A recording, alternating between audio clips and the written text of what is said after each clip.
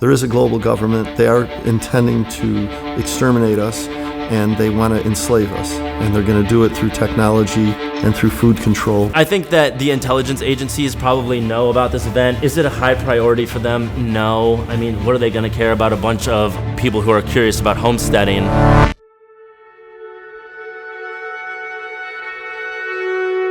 So the Exit and Build Land Summit, it just brings together an extraordinary collection of really world-class speakers who have the kind of knowledge that I think is critical for the sustainability and survivability of human civilization. Exit and Build is this strategy, really, to bring about change in the world. Rather than yelling at government buildings, protesting, begging politicians to do the right thing, going to the ballot box every 2 to 4 years and feeling like we're honoring some civic obligation, we encourage people to exit the systems they disagree with, exit the systems they find to be reprehensible, and build new systems. The threats that are looming that we aim to exit is essentially a parasitic, centralized system that is no longer serving us, is no longer serving the environment and the planet. And there has to be a new era of human consciousness that we can tap into alternative approaches to living in harmony with nature and living in harmony with our neighbors, and peace and collaboration and local economy and connection.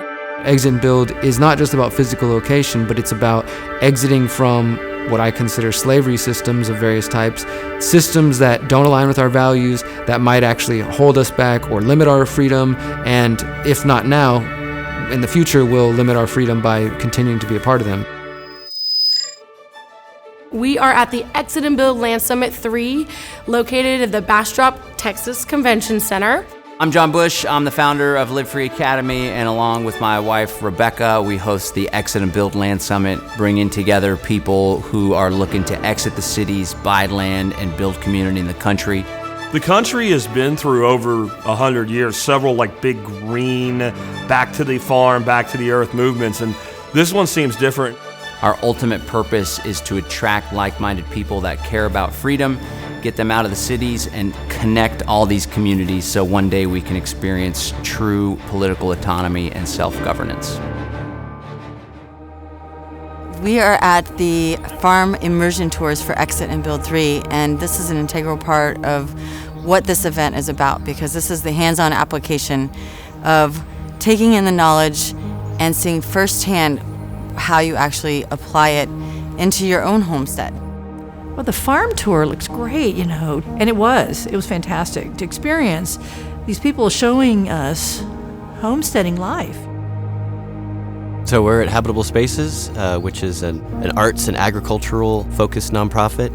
Everything you see around here we built from scratch on a shoestring budget with mostly salvage materials. We wanted to get out of the city, and we wanted to keep what we love about New York, which is the flow of people, the diversity of culture. Yes, this is a place of mindfulness when you're surrounded by plants and animals and nature. We brought you over to the garden where I have some garden beds set up using hugelkultur. So hugelkultur is just a German word that translates directly to hill culture, and it's about how to build your soil up. Rarely it is that people don't want to make a change. It's that they don't know how. So after they come out, after they see how easy it is, how simple that they could do it in their own backyard, how they can grow their own food, how they get their hands dirty, they get a little bit of an excitement, and that's the catalyst that they need. We went down to the groves to a very large tree. We have about 100 acres of native pecans.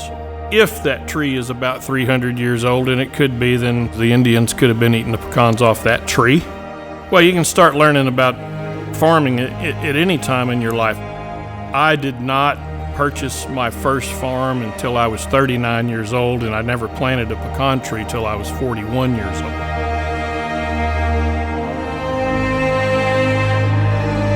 The Exit and Build Land Summit has been awesome, and I would say to anybody out there who's considering doing this next year, do it. You won't be disappointed. It's been great. I mean, everyone's so receptive. I'm just personally excited just to meet a lot of these people. A lot of us are thinking the same thing, but it feels great being around these folks. There's never been a more critical time to make sure you're getting the right information, good information. Leave school. get out of school. It's like that's the ultimate answer, is to get away from that indoctrination that starts now today in kindergarten and preschool. We each have gifts that we can bring to the table, but everyone has different gifts, but when we work together, we can accomplish so much more than any one of us can by ourselves. You can shape your world to resonate with how you see the world, and I think the more of us that are doing that, the better for everybody else. It's like, how do we create purpose in the places that we're living, in these new villages, in these new communities that are going to start emerging all over the place? Most of the old system is just based on, like, if we have the money, the guns, the whatever it is, if we're the government or if we're the warlord, depending on where you're at in the world and when, it's always just been like, no, we get to tell you what to do.